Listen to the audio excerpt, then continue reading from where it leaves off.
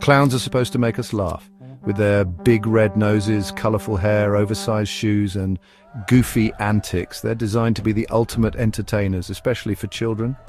They're part of birthday parties, circuses, parades and childhood nostalgia. And yet, for many people, clowns don't bring joy, they bring fear. Not just mild discomfort, not just an uneasy glance, but genuine, visceral, spine-chilling fear. There's something about that painted smile that feels just a little too wide, that cheerful makeup that feels like it's hiding something, that exaggerated happiness that feels off.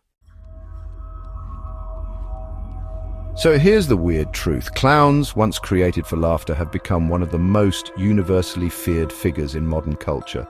But why? What is it about clowns that terrifies us?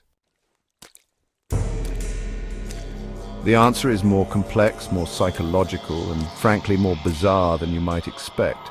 To understand this fear, we need to explore a little history, a bit of neuroscience, a dash of cultural psychology, and yes, a few real-world horrors that turned a joke into a nightmare. Let's dive deep into this unsettling world and discover why clowns of all things freak us out. The origins of the clown. It's a brief but strange history. The clown as a character didn't originate in a circus. Its roots go back thousands of years. In ancient Egypt, comedic performers amused the pharaohs. In imperial China, jesters entertained emperors. Even in Aztec culture, trickster figures were part of ritual performance. Across civilizations, these performers were not just for entertainment, they were often granted freedom to mock the powerful, offering satire in a world that didn't usually allow dissent. In medieval Europe, jesters became a staple of royal courts. These fools wore brightly colored costumes and used humor to critique social norms and even insult kings, often under the guise of play. They occupied a paradoxical position, both marginalized and empowered. They were truth-tellers disguised as fools. The 16th century gave rise to the Italian commedia dell'arte, a theatrical tradition that featured characters like Harlequin and Pierrot.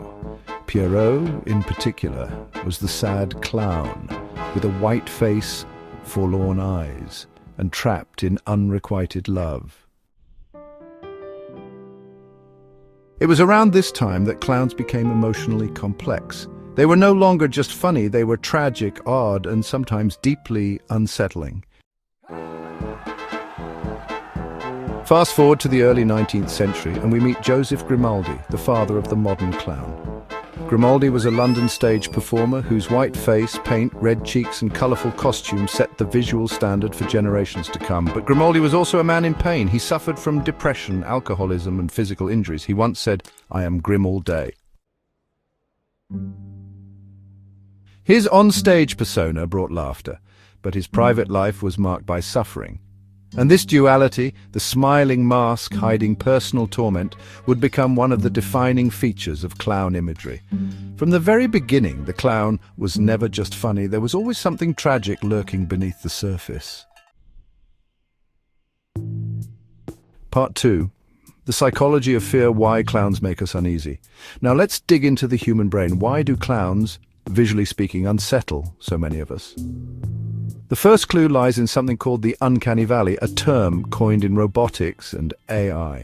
The Uncanny Valley refers to the discomfort we feel when something looks almost human, but not quite. Androids with lifelike faces, mannequins, wax figures, they all fall into this zone. Clowns do too. Their features are exaggerated. The eyes are often outlined in black. The mouth is stretched into a frozen grin. The skin is painted pale white. They resemble humans, but distorted, almost grotesquely so. This distortion messes with our brain's pattern recognition system. We instinctively read faces to understand intent. Are you happy, angry, dangerous? Clown makeup makes those cues unreadable. The smile might be painted on, but the real emotion hidden. And when our brain can't read intent, it registers potential danger. It's a form of evolutionary paranoia. If we can't tell what someone wants, our mind errs on the side of caution.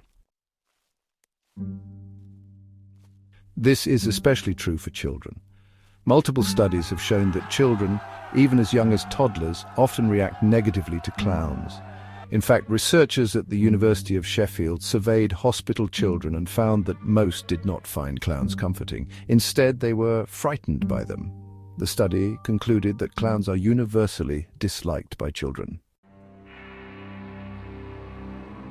Even when they've never seen a scary clown in media, children often find their presence threatening. The oversized features, the wild behavior, the unpredictability, it all adds up to anxiety, not amusement. And here's the twist. Even adults who understand that clowns are actors in costume often feel that same unease. This suggests the fear isn't just learned, it taps into something more primal. Part 3. The real-life horror John Wayne Gacy and the cultural shift. If the uncanny valley explains why clowns make us uncomfortable, real-world horror explains why they scare us. Enter John Wayne Gacy. In the 1970s, Gacy was an ordinary-seeming man from suburban Chicago. He ran a construction company. He volunteered in his community. He dressed as Pogo the Clown at children's parties and local events. But Gacy was living a terrifying double life. He murdered at least 33 young men and boys, burying many of them beneath his house. When his crimes came to light, the fact that he performed as a clown shocked the world. The juxtaposition was too powerful to ignore. A man dressed as a child's entertainer was actually a serial killer. The cultural damage was immediate and permanent. Gacy's crimes created a new archetype, the evil clown. Not just creepy, not just sad, but predatory. A monster behind a mask of innocence. Soon after, this archetype exploded into fiction. Stephen King's novel It, published in 1986, introduced Pennywise, a demonic clown who feeds on children's fear. Pennywise isn't just a scary character, he's a symbol of corrupted innocence, a smiling predator, the embodiment of every child's nightmare. Then came movies, Poltergeist with its terrifying clown doll, killer clowns from outer space, Clown House, even Batman's Joker, an agent of chaos, became one of pop culture's most terrifying figures. Clowns were no longer funny, they were fear itself, painted, smiling and unpredictable. Part 4. The neuroscience of disgust and mistrust. Let's return to the science. Besides fear, clowns also provoke another powerful emotion, disgust. Their garish makeup, exaggerated features, and often chaotic behavior can evoke reactions similar to those triggered by disease or contamination. Why? Because the human brain has a built-in system to detect and avoid biological threats. Red noses could suggest illness, white powdery skin, maybe decay, smudged makeup, dirt or infection, oversized features. Something's not right. These are all subconscious cues that something is wrong. Our disgust reflex kicks in, not because we think the clown is dangerous, but because our brain is wired to avoid what might be diseased or toxic. This is the same reaction we have to decomposing food, corpses or animals with visible deformities. The clown, for all its humor, may subconsciously mimic these cues.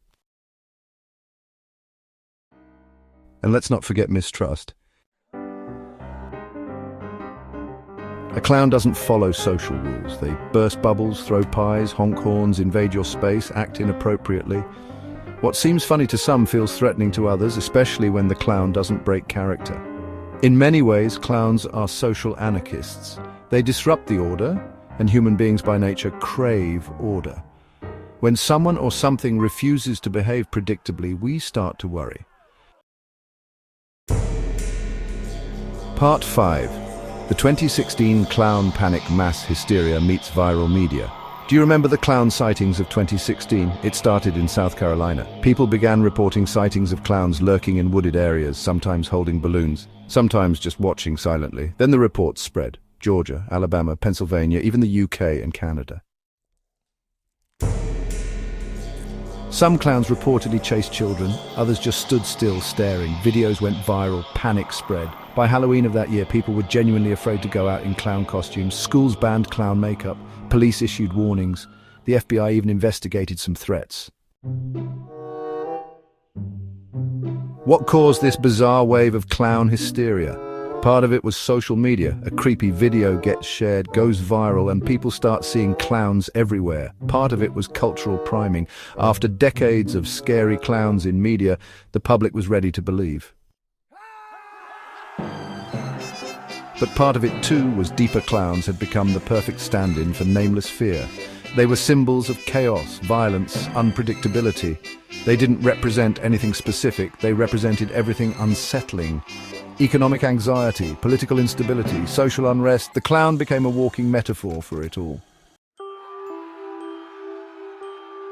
And it wasn't the first time. Back in the 1980s, Boston schools were plagued by rumors of phantom clowns trying to lure children into vans. No evidence was ever found, but the panic was real. Clown scares seemed to pop up every few decades, each time serving as a psychological outlet for whatever social anxieties are brewing. Part 6. Not all clowns are evil, but the damage is done. It's important to say not all clowns are scary. In fact, real-life clowns, professional performers who dedicate their lives to comedy, theatre, and community outreach, are often deeply frustrated by the evil clown stereotype. Clowning is an art form. In places like Europe, Russia, and South America, clown training is considered serious theatre. These clowns work hard to create joy, to express complex human emotions, and to connect with audiences. Hospitals even use medical clowns to ease anxiety in sick children. But for better or worse, the cultural tide has turned. When people hear the word clown, they no longer think of Charlie Chaplin or Red Skelton. They think of Pennywise, of the Joker, of the creepy clown in the forest at night. The association between clowns and fear is now deeply embedded in modern consciousness. Part 7. What clowns really reveal about us. So, what's the big takeaway? Why do clowns scare us? It's not just the makeup, not just the history, not just Gacy or King or Joker. Clowns scare us because they break the rules of human behavior. They wear masks we can't read. They smile when nothing's funny. They defy order. They represent the chaos lurking beneath the surface of society, and even within ourselves. They are mirrors. Mirrors that reflect our discomfort with deception, with unpredictability, with the masks people wear in daily life. The truth is, clowns challenge our assumptions. They force us to confront questions we usually avoid. Is the person smiling at me sincere? What are they hiding? Is the world truly as safe and orderly as it seems? These questions don't have easy answers, but maybe that's why clowns haunt us, because deep down, we know that beneath every painted face lies something real, something raw, something we can't quite explain. And sometimes, that's the scariest thing of all. Thanks for watching. If you enjoyed this deep dive into the psychology, history, and mystery of clown fear, make sure to check out our other videos exploring the strange corners of the human experience. There's always more than meets the eye.